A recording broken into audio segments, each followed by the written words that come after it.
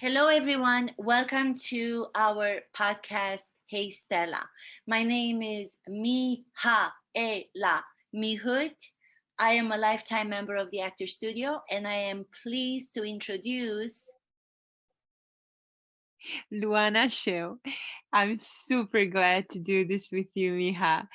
I hope you'll enjoy this episode. I am going to go the opposite direction and I'm just going to take a lesson from the one and only Meghan Markle and overdress for the occasion. I'm getting rashes. I'm really hot because it's really warm inside my apartment. But I've decided to wear this very beautiful, made by me, altered by me. Used to be a scarf, transformed it into something more than a scarf. I don't know if you're able to see it. It goes like this, and then it has a tail in the back, which is really chic.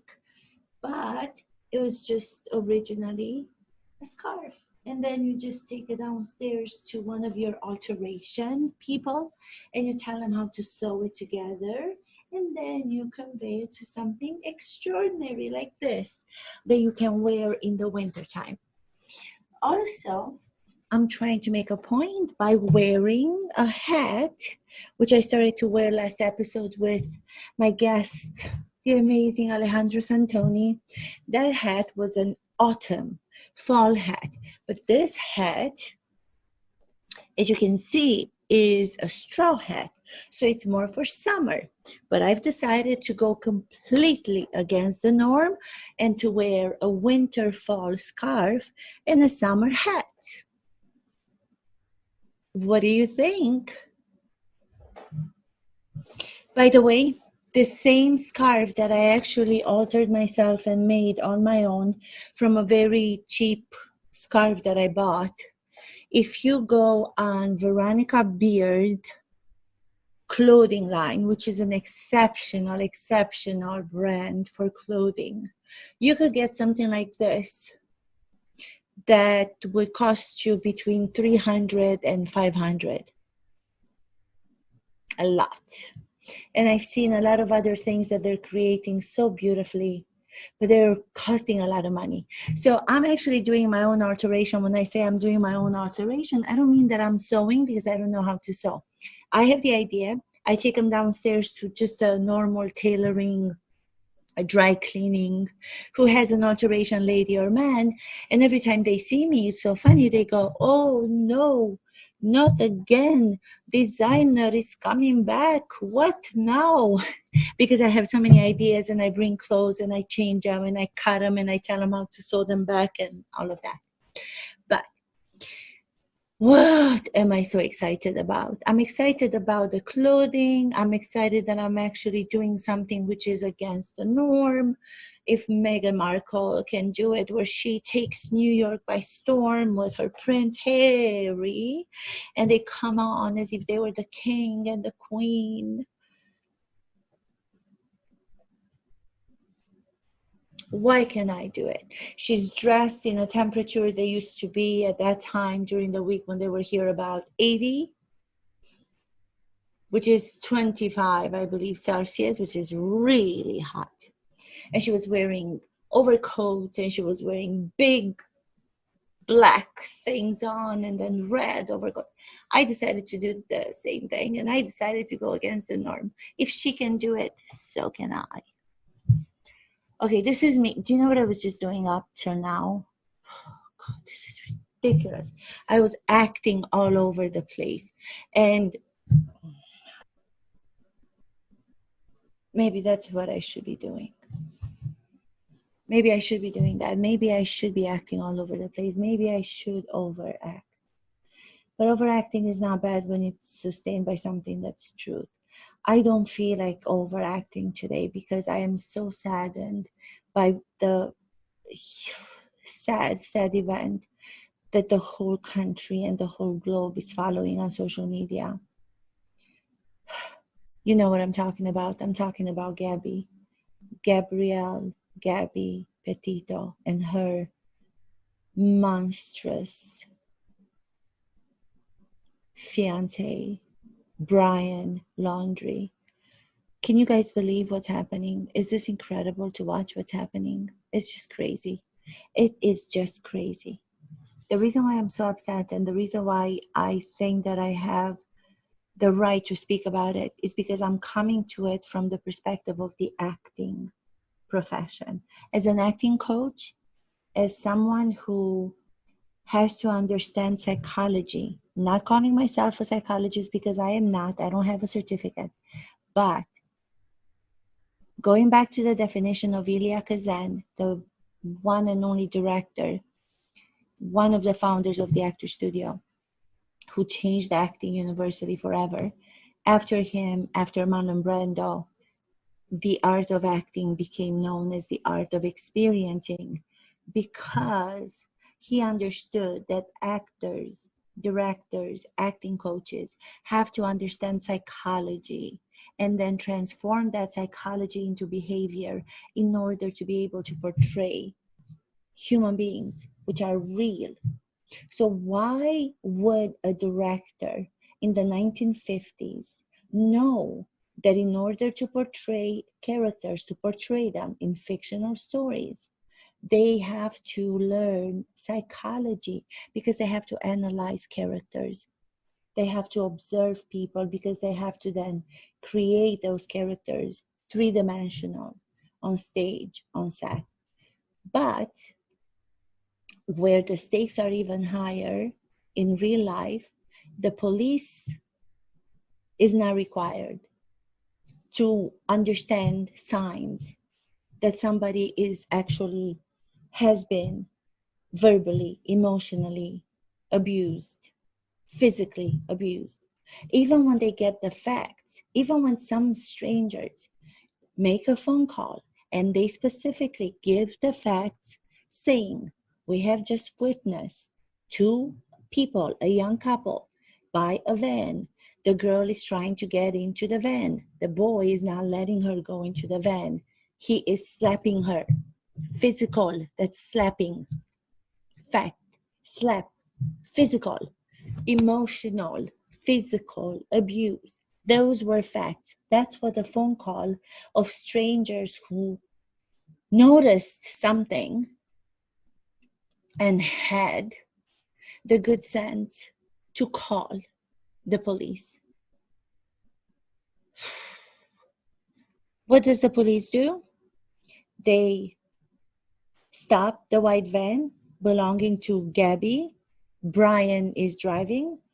And then we have the YouTube video, which now I am sure everybody in this planet has seen it. Heartbreaking to watch, sad to watch, because the very first minute when the car stops, the door is being opened on the side of the passenger seat where Gabby was sitting. She's let outside.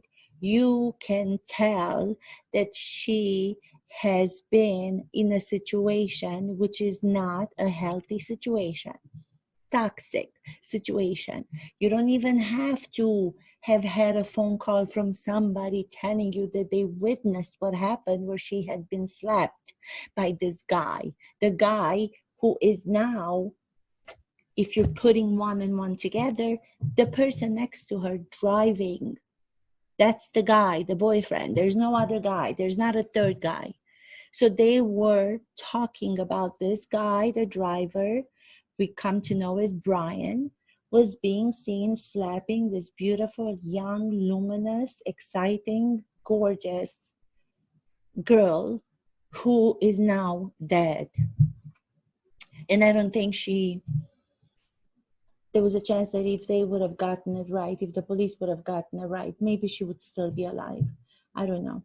But how is it possible, going back, how is it possible that the training required for different professionals who do not have to have the training because their life doesn't depend on that training, or other people's lives doesn't depend on that training, but they still do it? I'm talking about actors again. And then you go to the policemen, policewomen. and they're not being trained in recognizing a victim in a situation where one of the sign that she's a victim is she saying that she's not a victim because she's afraid of what's going to happen once the police people are gone and she is left alone with the abuser. Of course she's going to take the blame. Of course she's going to say, no, it's my fault, I am mean to him, but I apologize, I'm a little bit upset, emotional, whatever she's saying. But the police man and the woman, there was a woman too, believe the manipulator who knows exactly how to trick them, how to conduct the whole interview, the whole conversation. It was conducted in such a sneaky, fishy way. Comes out of the van. Hello, my dear friends. I am a friend of yours. I mean, my God, if I was watching this, if this were something that I was watching as an acting coach, only I would say to those policemen, if I were to be somewhere watching where this whole situation took place, I would be whispering to them and I would say, listen, he's playing you. He's got a smile on the face, which he shouldn't have, because the situation that the Gabby girl, the situation Gabby's in, does not give him the justification that he has a smile on his face. Something's going on. He's covering something. That's what a character does. He covers something. You have to ask what's going on here. We just got some statements from some people who saw you. This is your driver's license plate, and they were telling me that you were slapping her. Were you slapping her directly? I don't see you to have had a situation as the one that was given to us over the phone. What's going on? Are you trying to hide what happened? Were you slapping this young girl? Were you? But no, the policeman took his acting, which was so badly, but because they don't recognize truth from fakeness, because they don't recognize anything to do with human behavior, which would also require of them to recognize psychology, they believe him. And they keep the poor girl who cannot stop crying for more than an hour in the back of the police car. So they put her in the back of the police car. Why would they put her in the back of the police car to say from the very beginning, let's put you there because you are crying, you seem to be more at fault, but let's have fun so you can see from where you are. We're going to go and have fun with your boyfriend who's playing us without us knowing, like this on his little pinky. Let's go have fun with him and joke with him and maybe ask if he has any scars, because the way that you're crying, Gabby, the way that you're so emotional, I think that you are the abuser. Why do we think that? We think that because we're not smart enough to know any better. We're not smart enough to know that we live in 2021 when we should not judge emotions in men or in women. Emotions show vulnerability and courage at the same time. The fact that we are revealing emotions, the fact that we are not afraid to reveal how we feel in the moment because of something that happened to us, that's normal. The society conditioning that emotions are best to be covered, like Brian was doing, by placing them underneath. He wasn't showing the anger, the rage that those witnesses that experienced what happened to them before saw. No, he wasn't. He came out and he covered his emotions and he gave the policeman what he knew they were expecting, which was a bad acting. of everything is fine, how are you doing? Too hot, isn't it? Do you mind if I sit over here? He's conducting his interrogation. He's taking control. He's taking control, even taking over the control from the policeman. If he can take the control over and he conducts the interrogation by directing it the way that he wants to direct it, can you imagine what he was able to do with this young, beautiful girl that is no longer alive for the duration of their relationship?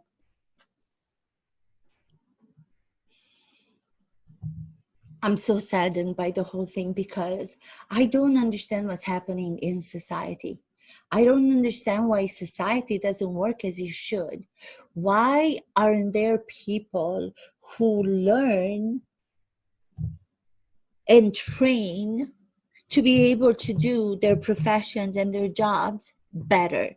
Why aren't there requirements for people to make them better at what they do? Why are there policemen and policewomen allowed to be conducting interrogations with lives of people without having had the training to understand the signs of what abusers will do to their victims and how the victims will conduct themselves because of fear? Why isn't that training required? But yet, actors do it. Actors who only, and I don't say this in a way that's not important. It is very important for actors, what they do and what they portray. But in comparison to what we're talking about, which is the life of this beautiful young girl, Gabby, is not. The actors themselves train their entire lives, not because they're made to, because they want to, in psychology, in analysis, in behavior of humans, in order to be able to, on television, on the stage, be able to play roles and portray those roles and give justice to those characters, give their due justice as real human beings. So then why wouldn't the same training, at least train the policeman, have the policeman be trained as much as actors, no more? Because I guarantee you that if I were there, if anybody were there who is a great actor, a great acting coach, they would have been able to go to the policeman and pat them on the back and say, can I talk to you for a second? You know, the fact that you want to take this guy to the hotel because you think that he's the one that's the victim and she's the abuser, it's not right. It's not right. It's the other way around. It's the opposite. I guarantee you. Let me show you some examples from some of the great movies or some of the great plays where the situation is very similar and the outcome was that he is actually the abuser and she is the victim. So you must save her. Take her somewhere. Call her parents. Take her away from the situation where she can tell you the truth. But take her from the location of where she sees that you are being kind to her abuser. And then you expect her to tell you the truth? Is that what's going on? Like, seriously, that's what you expect? I mean, really? I don't know what's going on. I think there's going to be an investigation, from what they're saying, into those police people that were there. I have nothing against them personally. I just think that for the sake of other people, I mean, it's too late for Gabby now to do something, but for the sake of other people in situations that are going to be similar, they need to have officers who know how to assess how to analyze. We analyze a script. We do analysis of our characters to the very specific detail to why they're behaving in the way that they're behaving as actors. And then in real life, where there's actually, the stakes are so high, the stakes are life or death, but they don't. They look at the situation and they completely go against 100% of what the real happening is, because they just don't know. They just are being fooled by the manipulator themselves. The same manipulator who then was able to very clearly manipulate the poor girl who is now deceased, and her poor parents had no idea where she was. And I mean, this is so sad. I'm so sad about the whole thing, and I just wish that there was so much more fairness in the world. I think there's so much hypocrisy, and there's so much that's wrong. So confusing to me of everything that's happening in the world. Going to then what's happening with, the vaccines, and people still dying because they don't want to be vaccinated, because they listen to people who are just lying to them in order to keep their positions in political situations they're in, or people on television lying because they want to get more subscribers, and they know that the more they say that the vaccines are not helping, or that the government is lying to them, they're going to get more ratings, or they're going to get more subscribers on social media. Why are we so mean? Why is it that we're so horrible as people? Why are we so horrible as people? I ask. I don't understand. Why is it that we cannot make the difference between, I am looking at science right now, I'm going to read everything that a scientist or more scientists have to say about the vaccines. Forget my political party. Forget everything else that has to do with anything else that I believe or I don't believe. When it comes to vaccines, I'm just going to do the best that I can to go and find the right resource for where I can get my information about vaccines.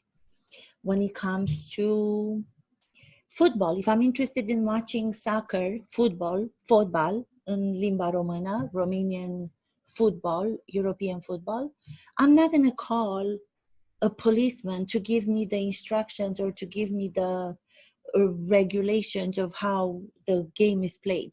I'm going to go and look at the professionals who are the players, the football players, the soccer players, whatever you want to call them. I don't understand why there's mixed wiring going on in the world right now, where people are listening to people who are not scientists when it has to do with vaccines, and then they're listening to politicians when they want to find out about football, and they're listening to football players when they want to learn about politicians or about human behavior, human condition. Why does everything have to be so confusing? Because we are completely putting on pedestals that which does not have any kind of character, that and those that have no essence, those who have no need or want or desire to do something that's more than just doing it for themselves and keeping power or grabbing power. And the majority of the people are being manipulated the same way that those policemen were manipulated by people like that monster, Brian. I'm calling him a monster because I don't even care for them to get him to trial and to find out that he was the one that killed her. Her behavior before she died, her behavior from what I saw on that YouTube video was enough to let me know that his treatment of her was that of a monster. So the same as those police officers were believing him and were raising him up and were putting him as the man who might have the scratches because he might be the victim, but let's take care of him. Let's put him into the car while we leave Gabby with the keys to her van, whom she didn't even drive. She was afraid to drive. Let's isolate her even more than what she was isolated already by him for so many years. Let's take him and give him a hotel room and just show him that he's done no wrong so he can continue on his path and get to the point where he kills her, which is what happened. Let's applaud. Let's put him on a pedestal. Why not? The same thing with the politicians, the same thing with the lies and the government and the Republicans and the Democrats. There's good and bad on both sides. Don't listen to all on one side. Don't listen to all on the other side. Please be smart enough. Challenge yourselves to be more appreciative in the way that you observe people. Observation is so required for actors, and in acting, I'm always observing. I'm always looking at the details. I'm looking at a person who said something which could be completely positive, but then I look at what they're doing with their hands, and I'm like, why is there tension in the hand when they're pretending to say something that is like so beautiful and they come out to be as these like amazing human beings, but I'm like, why is the hand, why is there tension in the hand? Don't just be general observer. Don't just live in a way that's general. Be specific and ask for details from the people that conduct your life in different ways. You are so, let's believe everything that's being given to us. Let's believe this one. Let's believe the other one without holding anybody responsible. Don't you ask yourselves more questions of those people? Yes. Hi. Miha. I'm already, I worked myself over. Thank you, Luana, for showing up. I missed you. Miss you too.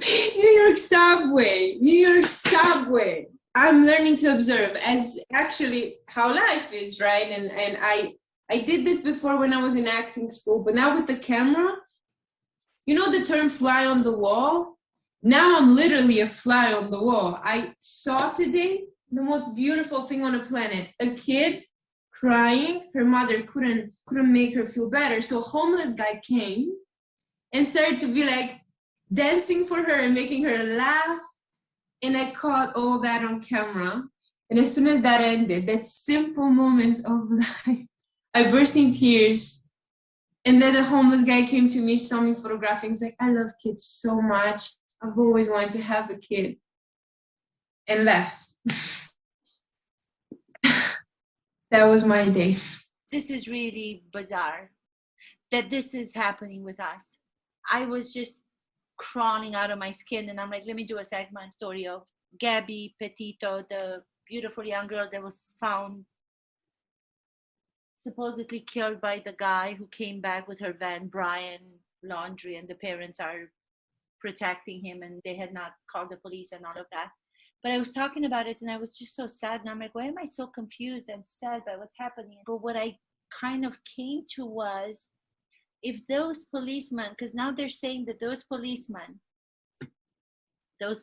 who had stopped them weeks before, if they would have been what everybody's saying now, they're actually doing investigation into their investigation when they stopped the two, because it was so obvious that she was the one that was being abused by him, but they were played because they could not observe details in the whole situation. Oh my God.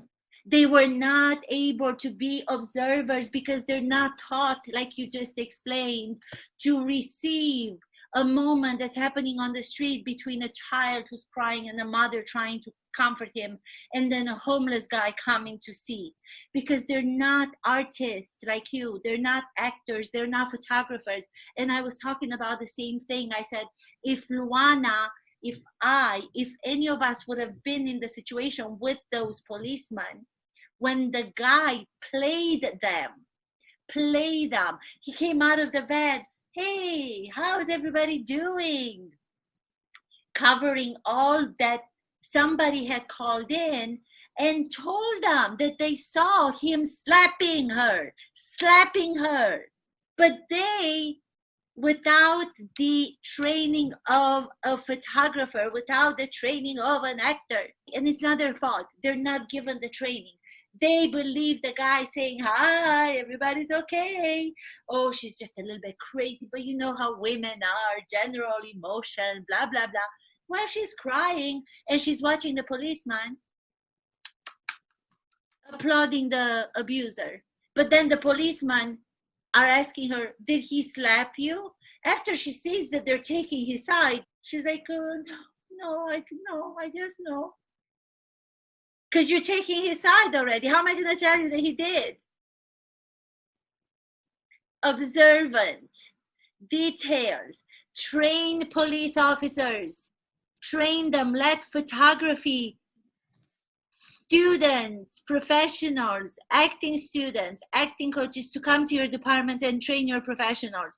Talk about the training that you have to have into human condition. Human behavior, this is Meissner. What you're telling me right now is seeing the truth of the first exercise you do in acting. You're faking. I remember perfectly, first time I said it in Meissner, said, you're lying, you're faking. And since then, it like opened something, a channel to me. And since then, I could not point out when I would see, you're lying to me. You're overdoing it, you know?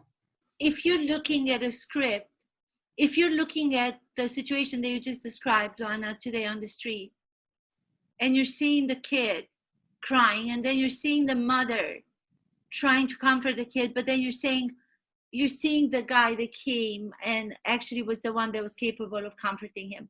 What's another version? If you did not give yourself the chance to actually see, if you were a judgmental person, how could you have misinterpreted the situation? If you were just a regular person who had no training in human condition, human behavior, psychology. Yeah, see, this is very complicated because I unfortunately feel that people that have no curiosity into arts in any way, they look for polite behavior. So I might have been like that police officer, really, or trying not to be unpolite and point something out that's definitely weird. Being afraid of not hurting. I would have looked at the homeless guy. I would have seen the kid. I would have seen the mother.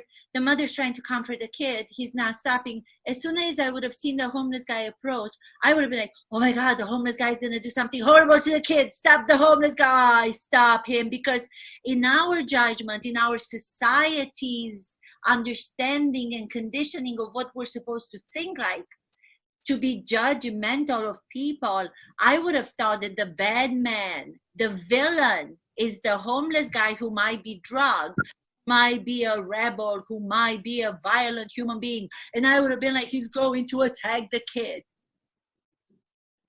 Yes, but because we are trained to see not the first option, but the second option always, because that's the artist's point of view, you're not doing that. Oh, question for you now. I have a photography assignment and I get the color blue. This is acting to me. I get the color blue and the word intellectual. What do you photograph with these two? Wow. I don't want to go to the obvious, because the obvious to me is what came to me as first was the only time that I ever feel that I am one with the earth, with the universe, which is such a simplistic answer, but this is just what came to me first. When I go to Greece, and I have in a few occasions been able to go into the Mediterranean at night, black, darkness, don't see the hand in front of you, nothing. You start walking from feeling the sand on the beach under your feet, in your toes, and then you only know when you hit the water because of the sensation of the water. You don't see a thing. And then you keep going and you keep going and you keep going. And because of the salt in the water, you leave yourself alone on your back looking at the sky, which now there's no difference between the darkness of the water and the sky and the sand.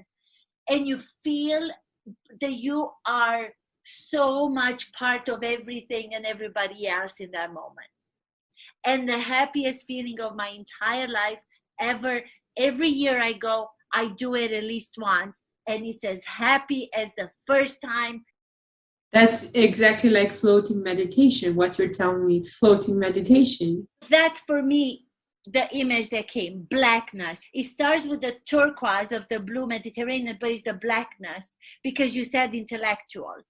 One with the universe, like you said, when there's no regard, there's no material, there's no texture, everything is just one. Another color. Emotional, yellow. That's scary. You know what that is? You got scared? Wow. Tell me no. Scared. Oh my God, that's embarrassing. Tell me. Oh, that's so bad. This is like when I was a child. Oh my God, this came back from when I was a child, a moment from my childhood.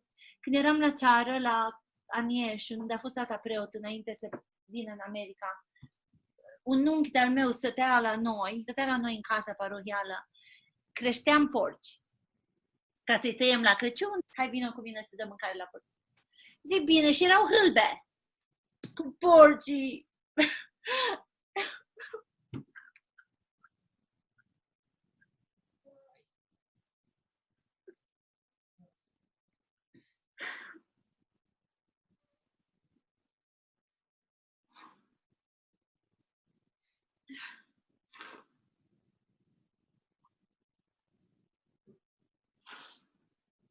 Wow.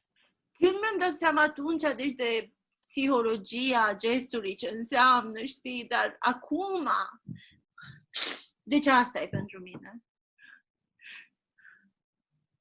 So it's see the artist mind. When I said yellow and emotional, so I asked 4 people today, and everybody was like sun, beach, and happiness. No one anything negative, and that's the artist mind. Deci n-am știut, am crezut că o să-ți povestesc doar întâmplarea. Dacă mă întrebai probabil mâine dimineață aceeași întrebare, probabil că aveam cu totul și cu totul alt exemplu. I wish I knew this when I was in acting school 2 years ago, when we were doing color exercises and memory, related to memory. I blamed myself that naturally I associated warm colors with happiness and the other colors with sadness. Now my creativity broadened up, and exactly like you, I see yellow as something, not something pleasing to me. I see blue as something pleasing to me. I think that this is how I will finally create unique work, because I don't go on the first option that I have. Oh, yellow sun. Dar cred că nu poți să te gândești că dacă te-ai fi gândit acum 2 ani sau acum 1 an la chestiile astea diferit, n-aveai cum să te gândești la ele diferit, pentru că n-a fost momentul să te gândești la ele cum te gândești acum. Dacă ai fi fost în felul în care te gândești că ar fi trebuit să fi fost, acum nu erai cine ești. Nu erai la New York Film Academy. Nu aveai toate experiențele care le-ai avut până acum ca să ți se arate lucrul tău la galeria din Brooklyn, la care am fost acum 2 săptămâni. Hai să plâng, să le arăt că știu să plâng, dar n-a fost. Deci acum m-a surprins și pe mine în momentul ăsta. Dar este, iarăși, cum ți-am zis, trebuie să te gândești de diferența de experiențe pe care le-am avut cu ani mai mulți decât tine. De asta mi se pare că un artist, un actor cu background e mult mai suculent decât cineva, știi? De asta vreau să zic mai devreme, săracii aia de ofițeri, că mă simt prost că în segmentul pe care l-am făcut eu i-am cam judecat, că de ce nu știu mai mult, de ce nu și-au dat seama. Și nu e vina lor, e vina departamentelor de poliție, e vina întregii societăți în lumea asta, pentru că nu se fac lucrurile așa cum ar trebui să se facă. Nu se pun oameni în poziții care să aibă putere, care sunt artiști adevărați și care ar crea o altă lume decât lumea în care trăim. Sunt puși cei care se uită numai ca să-și atingă scopurile lor, care să își țină puterea, care să fie moderați în felul de gândire. Nu vreau să fiu arogantă, dar faptul că eu și tu și artiști în general gândim sau simțim cum simțim, noi am putea să ajutăm domeniile care nici nu se gândesc că ar fi putut să fie ajutate și să facă actorie. Uite, că vorbeai de culori. Florile pe care mi le-ai adus. Drăguț! As we say in our podcast, we do. We don't just freaking talk because it's easy to talk. But we do. I mean, we surprise ourselves. That's what we're talking about, roller coaster. Mihaela design. Was that a British accent? It was Carpathian Mountains accent. Anyway, because I already did something before, I want you to continue and to have the same subject matter. So I was, before you came on, impersonating Megan, so I'm not going to do it again. So I would like for you to think of someone that you would like to impersonate. Right now, you put me on the spot. I'm not good at this.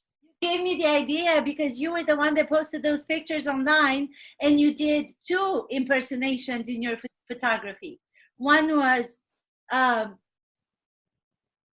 Brad Pitt, Johnny Depp. and the other one? Alexander McQueen. Alexander McQueen. I didn't see this one. That's beautiful. The one with help on the forehead, that's Alexander McQueen. Alexander McQueen. Okay, if you want me to impersonate someone, give me a moment, all right? We're not playing here. Are you going to wear the full costume?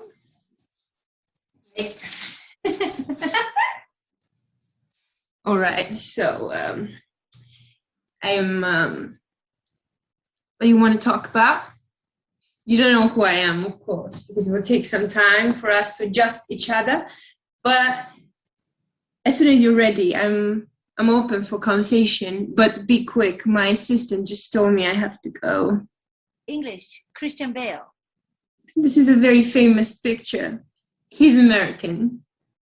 That was an English accent you were doing. He's not. He's just a diva, and he kind of like fakes it. Ewan McGregor. Halston, the fashion designer. But you were doing the actor that was actually better than himself, the designer. He was having that accent, you remember? I remember. I love that we're doing this. Okay, get up from the camera, like move out of frame. Do a physical walking that is using different points of your body that lead the rest of your body. So I want you to lead with your knees, for example. You can even come in front of the camera if you have space. I don't know if you have. But imagine that you have strings attached to the knees. So what happens if the knees are the ones that lead? The rest of your body falls, the neck falls back. Like, where does the gravity go? Exactly. And then the other knee. Everything is based on the knees exactly. And that's how I want you to come, take your time, and see how long it takes you to find a chair and do the same thing. Don't let go of the knees leading. Bring the chairs when you have ready. Don't forget you have the cigarette. That's it. Try to keep the same physicality even when you're sitting down. The knees are still the ones that are up. And then from that sloppy way of sitting. Hello, sir. How are you? I'm looking for a lighter for about 5 minutes now. I'm tired. If I was working.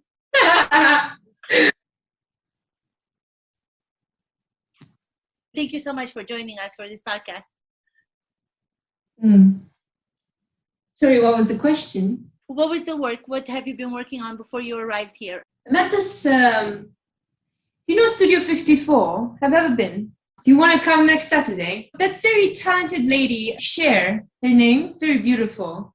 I'm still very confused about her. Anyway, she was there, and I also met Iggy Pop. He's a rock star. I'm working on this collection. Fashion Week just ended, and it was quite exhausting, but I conquered it. Sexuality, femininity, not gentle women for sure, fearless. Have you ever met Freddie Mercury? I'll make sure you meet him and you'll understand why we talk. Oh, and bring me another lighter. This. Thank you so much for being my guest, because you have actually saved this episode of the podcast. I was supposed to have this beautiful photographer actress, Luana Sheo. Anonymous people. She's not anonymous, I'm sure. Oh, so she just arrived. Okay. Thank you so much. Bye. Thank you.